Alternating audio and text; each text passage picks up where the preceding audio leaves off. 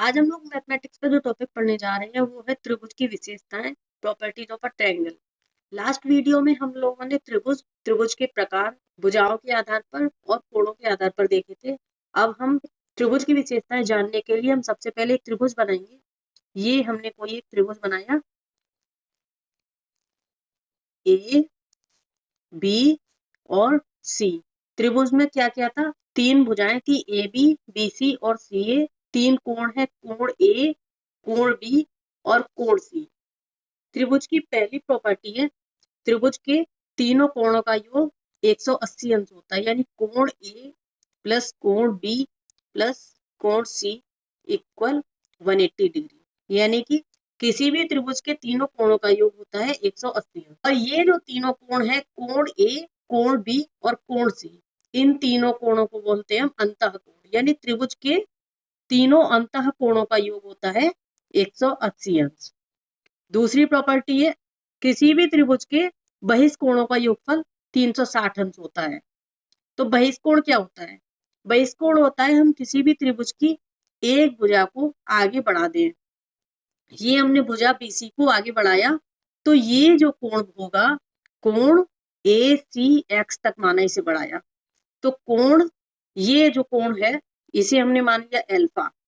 कोण ए सी x, alpha जो है ये बहिष्कोण होगा भुजा बीसी का। इसी तरह से हम तीनों भुजाओं को बढ़ा दें। हमने ए बी को ये बढ़ाया नीचे y तक, तो ये जो कोण होगा, इस कोण को छोड़ के बाकी ये जो कोण होगा ये होगा बीटा, यानी कि बहिष्कोण।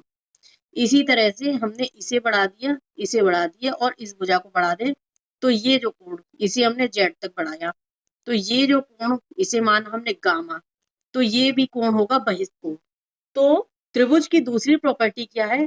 त्रिभुज के बहिष्कोणों का योगफल 360 अंश होता है, यानी कि alpha plus beta plus gamma equal 360 degree. त्रिभुज के बहिष्कोणों का योग 360 अंश होता है। नेक्स्ट हम देखते हैं तीसरी प्रॉपर्टी क्या है? किसी भी त्रिभुज का प्रत्येक बहिष्कोण, यानी कि त्रिभुज का प्रत्येक, तीन बहिष्कोण थे एल्फा, बीटा और गामा, तो हर एक बहिष्कोण यानी प्रत्येक बहिष्कोण अपने अंतः अभिमुख कोण, मतलब बहिष्कोण के बगल वाले अंतः कोण को छोड़ के सामने वाले बचे वाले जो दो कोण है, यानी कि बहिष्कोण अगर हम एल्फा लेंगे तो इसका अंतः अभिमुख कोण कौन से होंगे? कोण बी ए सी और कोण ए बी सी, ये और ये होंगे अंतः अभिमुख कोण। तो प्रॉपर्टी क्या है? किसी भी त्रिभुज का प्रत्येक बहिष्कोण अपने अंतः अभिमुख कोण के योग के बराबर होता है, यानी कि एल्फा जो बराबर होगा कोण ए प्लस कोण बी के। इसी तरह से ये जो बीटा बराबर होगा, बीटा बराबर होगा कोण ए प्लस कोण सी के। इसी तरह से जो गामा बराबर होगा, ये गामा किसके बराबर होगा? ये कोण और ये कोण बी प्लस कोण सी के। तो ये तीसरी प्रॉपर्टी। पहली प्रॉपर्टी क्या थी? त्रिभुज के अंतः कोणों का योग 180 अंश होता है, त्रिभुज के बहिष्कोणों का योग 360 अंश होता है। थर्ड प्रॉपर्टी है, किसी भी त्रिभुज का प्रत्येक बहिष्कोण अपने अंतः अभिमुख कोण के योग के बराबर होता है। चौथी प्रॉपर्टी, त्रिभुज की किन्हीं दो भुजाओं का योग हमेशा तीसरी भुजा से बड़ा होता है। हम क्या बोले?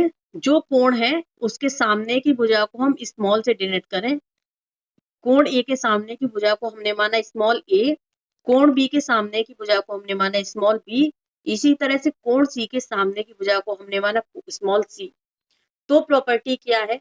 त्रिभुज की किन्हीं भी दो भुजाओं का योग हमेशा तीसरी भुजा से बड़ा होता है। ए और बी का योग हमेशा सी से बड़ा होगा, यानी कि ए प्लस बी हमेशा बड़ा होगा सी से, या फिर बी प्लस सी को जोड़े तो हमेशा ए से बड़ा होगा, बी प्लस सी हमेशा बड़ा होगा ए से। इस तरह से ए और सी भुजा को जोड़े तो इन दोनों का योगफल हमेशा बी भुजा से बड़ा होगा। ये हमारी फोर्थ प्रॉपर्टी। नेक्स्ट प्रॉपर्टी है, त्रिभुज की किन्हीं भी दो भुजाओं का अंतर हमेशा तीसरी भुजा से छोटा होता है। यहाँ पे क्या था, फोर्थ प्रॉपर्टी में हमने देखा था दो भुजाओं का योग हमेशा तीसरी भुजा से बड़ा होता है, जबकि नेक्स्ट प्रॉपर्टी है अगर हम अंतर देखें, यानी कि किन्हीं भी दो भुजाओं का अंतर a माइनस बी का हम अंतर करें, ये हमेशा तीसरी भुजा से छोटा होगा।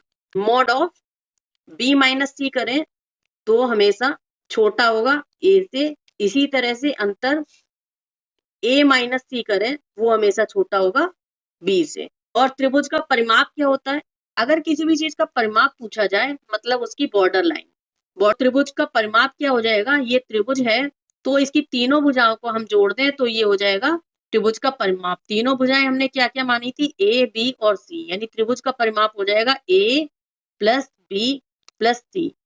त्रिभुज का अर्ध परिमाप कितना हो जाएगा, परिमाप का आधा कर दें। अर्ध परिमाप को हम एस से रिप्रेजेंट करते हैं तो एस कितना हो जाएगा, एस इक्वल ए प्लस बी प्लस सी। अर्ध परिमाप मतलब इसका आधा कर दें, ये है त्रिभुज का अर्ध परिमाप। त्रिभुज का क्षेत्रफल,